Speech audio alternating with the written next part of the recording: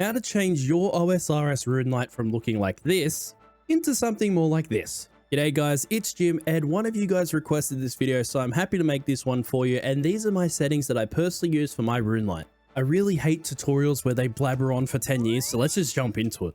Step 1. Go to the little spanner symbol up on the top right hand side of rune light.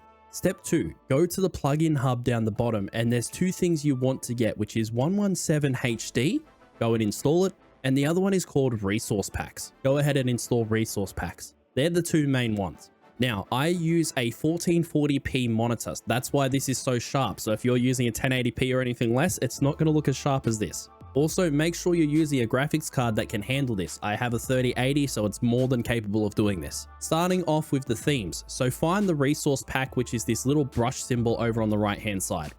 Simply find one of these resource packs that you want, install it, and it will change the look of your little menus over here. To give you an example, I'm on the purple pack, which is 1.4.3. It's probably different at the time you're watching this. So if you want mine, that's what you look for. However, there is many different options here. This one's called Reaper. It's a very modern look if you want something that looks a lot more modern. You're looking for more rounded edges, you can go for this one. Personally, I like the purple one. It's simple and effective. Now for the settings you really want to change. The 117 HD doesn't come looking like this, so we have to configure it. Go to the settings cog next to it. Feel free to pause the video and copy mine if you want to, otherwise we'll go through it. My draw distance is 60. Anti-aliasing is MSAA times 16. UI scaling, bilinear. Anisotropic filtering is 15. Unlock FPS, yes. VSync mode, yes, if you want it to not stutter and tear. My FPS target is 60. My monitor is capable of 160, but I don't want to push it that far. 60 is fine. Remember, do what your monitor's specs are. Color blindness, none, because I'm not colorblind.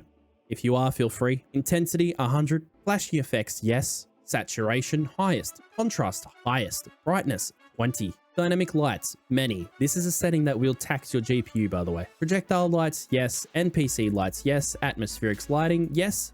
Shadows, yes. Shadow quality, extreme. Another one that will tax your GPU heavy. Shadow distance, 60. Expand shadow draw, yes.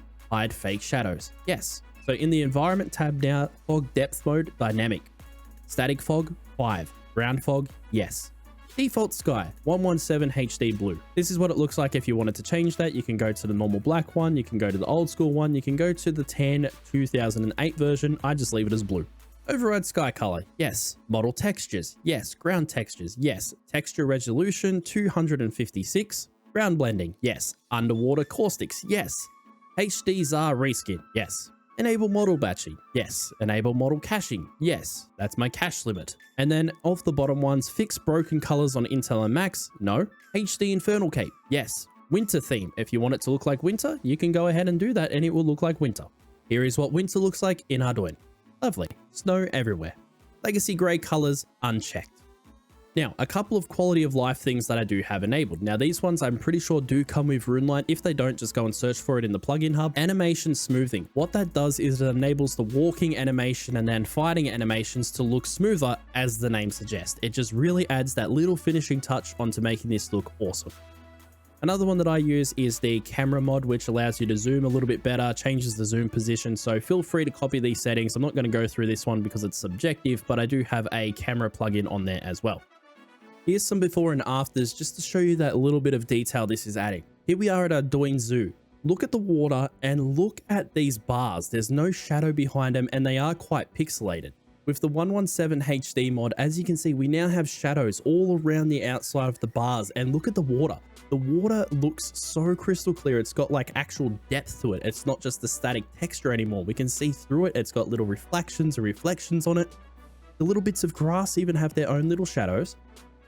And now all the bars also have shadows as well. It just adds a layer of immersiveness to the game that I really do enjoy. So not only does places with water look a lot better, as you can see, that's very bland, but it's nostalgic, so it does have its place. I do feel nostalgia when I see this. It really makes places like caves pop. This is where I do enjoy this mod probably the most, is the ambient lighting that it gives off certain items that do create light. Now the cave looks more alive, less flat, and it actually feels more warm in here. As you can see, the ambient lighting coming off. So the lights will now actually glow and give off ambient lighting, which just creates another element of that depth and atmosphere the game needs. reflections from the lighting, as you can see on the armor here. Once again, just making the game feel less flat. So there you go, guys. That is how I set up my game, and that is how I run my RuneLite. If you were wondering how I made it look the way that it does, feel free to share this video with anyone who wants to make their game look a little bit better as well. Subscribe. My name is Jim, and I will freaking see you later.